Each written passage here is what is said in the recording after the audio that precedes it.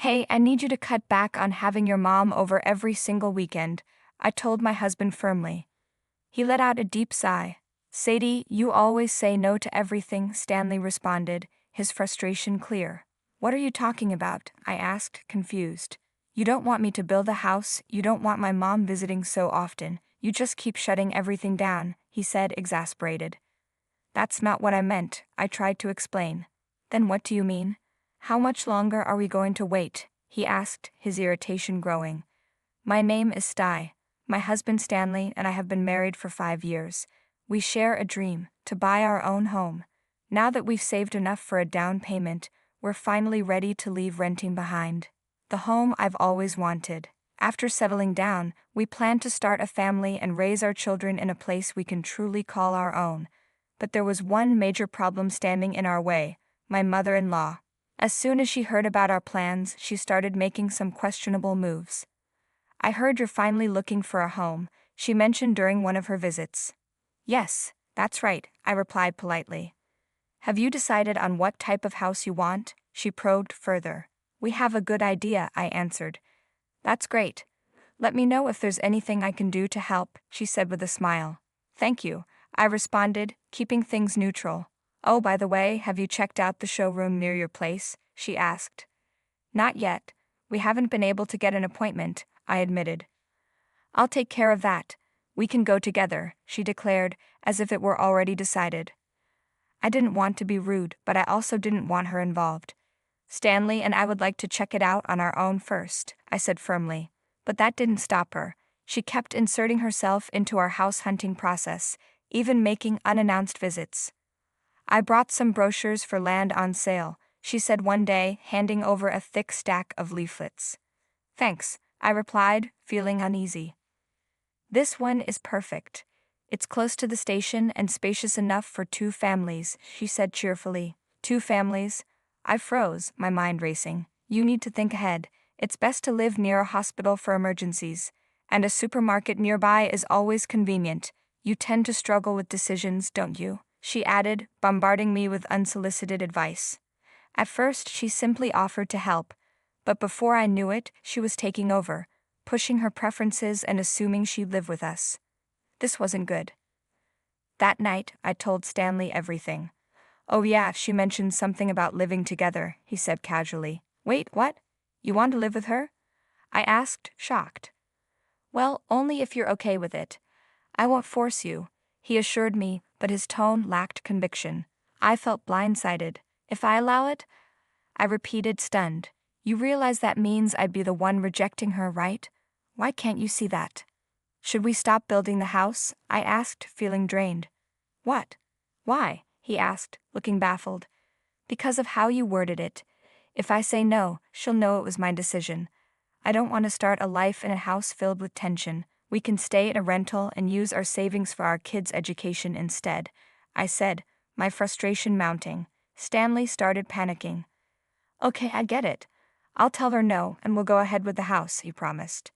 No need, we can't even stand up to her, I said bitterly. He had never challenged her before. Trust me, I'll handle it, he insisted. Why are you suddenly so determined? I asked, skeptical. Because I want a home for us and our future children, he admitted. You weren't this enthusiastic before, I pointed out. I was. That's a terrible thing to say, Sty. I care about our future just as much as you do, he argued. I see, I muttered, unconvinced. Stanley assured me he'd talk to his mother, but I doubted it. Yet the very next day, my mother-in-law stopped interfering. She even called me to apologize. Sty, I got scolded by Stanley. He told me he wants to live with just you. I'm sorry for pushing my opinions on you, she admitted. Stanley actually spoke up. I was surprised, but something didn't sit right.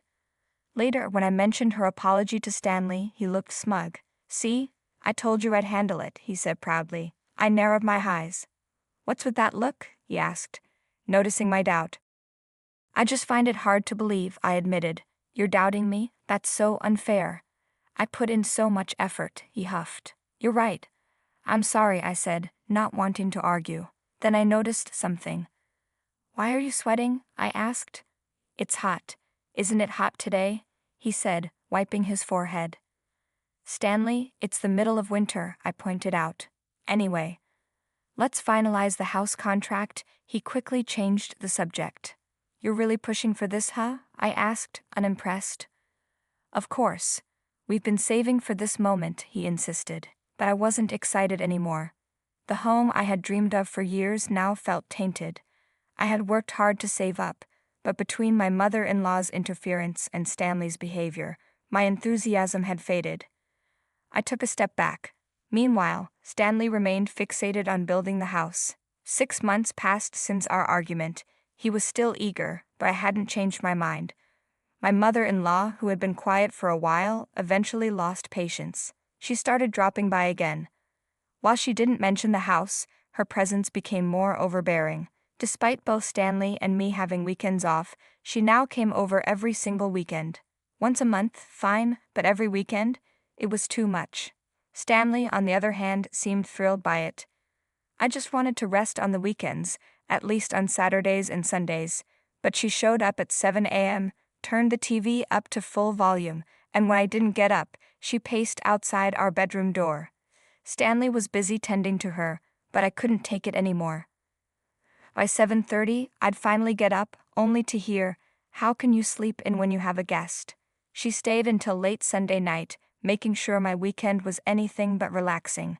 My husband stayed silent about her behavior. When I looked at him, the word divorce crossed my mind. But I didn't want to go down that road, not yet. I wanted to talk things through first. "I need you to stop having your mother over every single weekend," I told Stanley, finally expressing how I felt. He let out a heavy sigh. "Sadie, you say no to everything," he muttered. "What do you mean?" I asked, taken aback. "You don't want to build a house, you don't want my mother here all the time, you just refuse everything," he said. "That's not what I meant," I clarified. "Then what do you mean? How long are we supposed to wait?" He pushed, but I cut him off. "Wait for what? You said we. Who else is waiting?" I asked, sensing something was off. Stanley's face turned red, sweat forming on his forehead. "What? I didn't say that," he stammered. "Maybe I misheard," I said, watching him closely. "But we can't build a house with your mother taking over our weekends like this." "Why not?" he asked defensively. "Because I can't get any rest.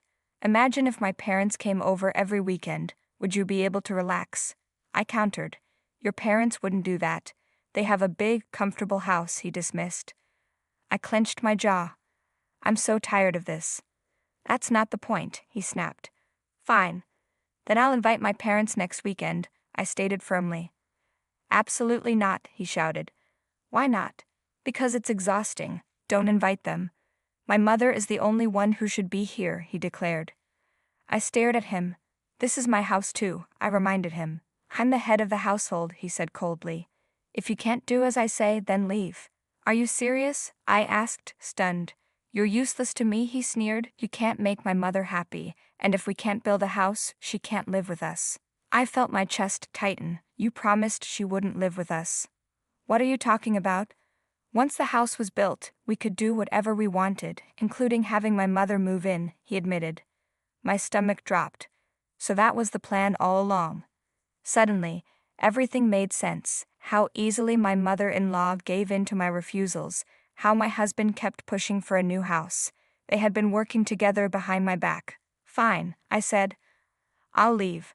I hope you won't regret this." "I won't. Don't ever show your face to me again," he said coldly. I packed only the essentials and returned to my parents' house. They were shocked to see me, but when I told them what happened, they welcomed me with open arms. This is what family is, I thought. Maybe our marriage was doomed from the start. How could I trust a husband who had been scheming behind my back?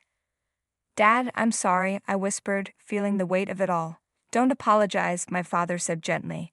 "Work and personal life are separate matters." "Yeah, you're right," I agreed. Our divorce was finalized with no fights over alimony or money, just a clean division of assets. 3 months later, I found my ex-husband on his knees in front of my father. "I'm sorry, sir," he pleaded. My father frowned. "I'm not your father anymore. Watch what you say." My ex-husband stammered. "Boss, this is about my transfer, isn't it? You did this because I divorced your daughter."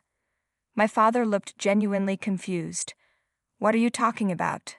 Stanley had shown up at my parents' house, begging for help, because he had been relocated at work. He assumed it was revenge, but my father had always kept business and personal matters separate.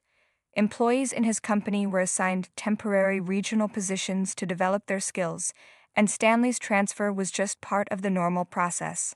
"Sir, please stop this," he begged desperately. I folded my arms. "I thought you told me never to show my face again." "I'm sorry, please," he pleaded. "This isn't a punishment," I said coolly. "I was supposed to be the next president, wasn't I?" he asked, trying to grasp at anything. I rolled my eyes. "I can't believe you interrupted me just to spout nonsense." I took a step closer and smirked. "You're mistaken. I'm the next president, divorce or not." His face drained of color. "What?" "Of course. I'm my father's daughter after all," I said calmly. Stanley left without another word.